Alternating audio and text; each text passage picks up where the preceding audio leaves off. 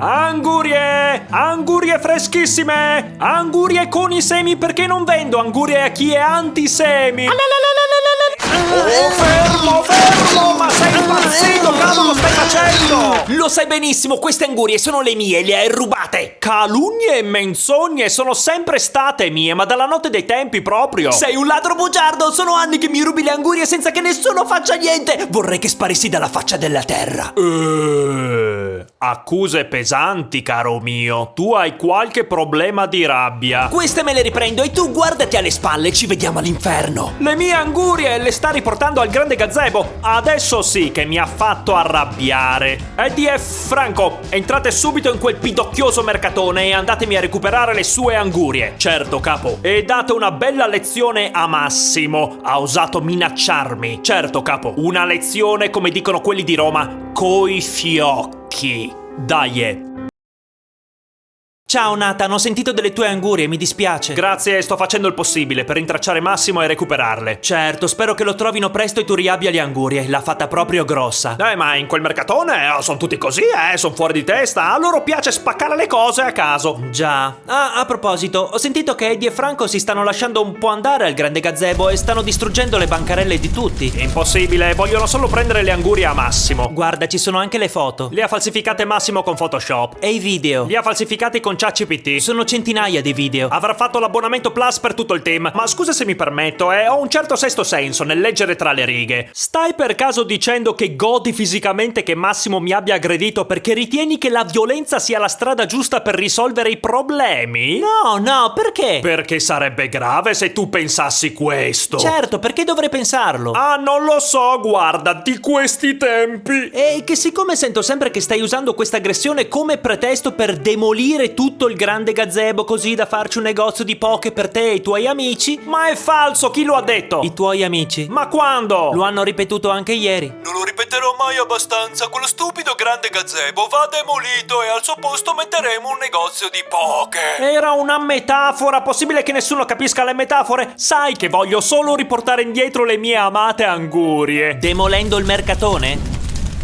Allora, demolire è sicuramente un termine che ora non direi ad alta voce. La stanno demolendo dall'interno? No, scusa, ma per me le parole hanno un peso importante. Siccome a mio nonno hanno demolito la casa, questo fa di me, per la proprietà transitiva genetica, il massimo esperto di cosa significhi demolizione. Stanno demolendo tutte le bancarelle, gli infissi, le colonne portanti. Demolizione è quando indossi un elmetto di sicurezza, noleggi una ruspa o quella palla che va a sbattere sugli edifici e urli: spostatevi da lì, porco cane, che dobbiamo fare una demolizione. Molto specifico. Qui vedi gente con l'elmetto di sicurezza? Vedi quella palla gigante che si sbatte sugli edifici? Capisci che quello che dici è completamente senza senso? Silenzio! Che c'è? Hai sentito? Sentito cosa? Davvero non hai sentito niente? Non mi pare. Allora non sono pazzo, anche io non l'ho sentito. Ma non hai sentito cosa? Non ho sentito la tua condanna a Massimo. Ma certo che condanno Massimo, perché non dovrei farlo? E allora dillo. L'ho appena detto. Dillo bene. L'ho detto bene. Non ho sentito quelle parole. Le ho dette prima. Vedi che non hai il coraggio? Ma le ho dette prima. Dillo chiaro e tondo. Io condanno quello che ha fatto Massimo. Io condanno quello che ha fatto Massimo.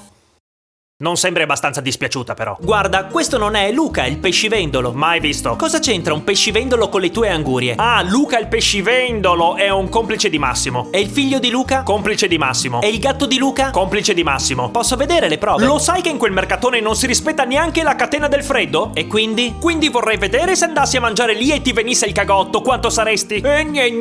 Poverini. Ma cosa c'entra? E poverino a me nessuno lo dice, solo con la mia bancarella contro un mercatone grande e grosso. Permettimi una domanda, ma perché sei voluto venire a vendere le angurie qui in mezzo a nulla quando vivi in una metropoli dove poter vendere tutto con Amazon? Tu ami Massimo, di la verità. Ma basta. Ti piace quando Massimo va in giro a spaccare le cose? Dillo, non giudico i fetish. Che stai dicendo? È che vorrei sapere cosa sta succedendo nel grande gazebo. È molto semplice ed elementare. Massimo è amico di tutti, ha manipolato tutti lo aiutano, tutti mi odiano senza nessunissimo motivo ed è per questo che capita che tutti prima o poi prendano una mazzata. Anche i bambini di 3 anni? Quelli sono incidenti che capitano. 80 incidenti in 2 settimane. Finché Massimo usa i bebè come scudo, cosa dovremo fare? Fermarci? È proprio quello che vorrei vorrebbe lui. Hai anche distrutto il bagno del grande gazebo. Massimo va spesso in bagno. La gente ora non può più andare in bagno. Massimo lo ha fatto apposta, è andato in bagno perché sapeva che non ci fermiamo di fronte a nulla e che avremmo distrutto il bagno. Massimo proprio non pensa alle altre persone. Sono passate 2 settimane, hai distrutto 50 bancarelle, menato 100 persone e la gente deve pisciare nelle bottiglie. Hai tutta la polizia dalla tua parte, è possibile che non lo abbiano ancora preso questo Massimo? Sì che l'hanno preso, non siamo mica degli incapaci. Finalmente! È che ora c'è Massimo Junior, il figlio di Massimo, e anche peggio del padre. Senti, Nathan, Pensiamo che possa nascondersi nel reparto infanzia. la situazione è molto confusa, vorrei entrare nel gazebo per verificare con i miei occhi. No.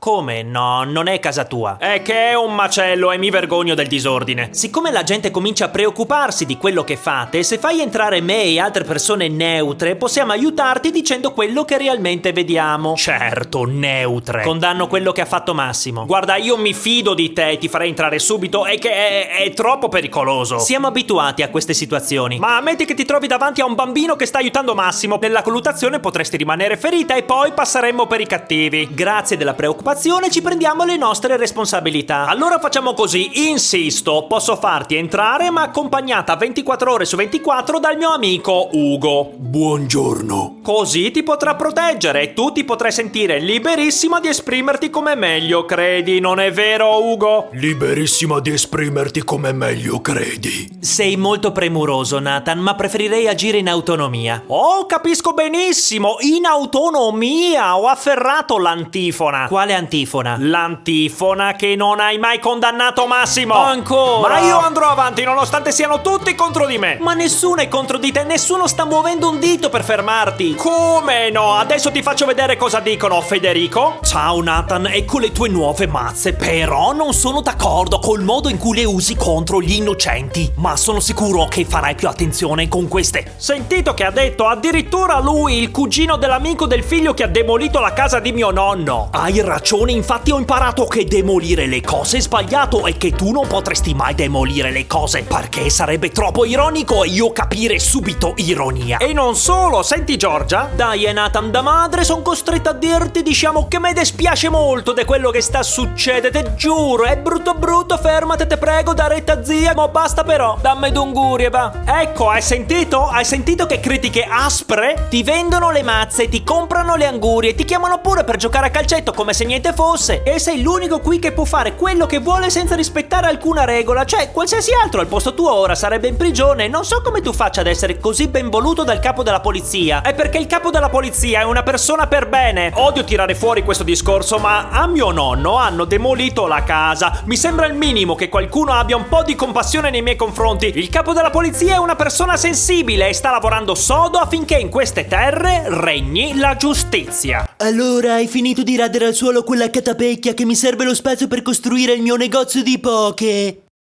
Ecco, intendevo dire... Hai finito di radere al suolo quella schifosa catapecchia che mi serve lo spazio per costruire il mio negozio di poke? È una metafora. E comunque non puoi fare niente.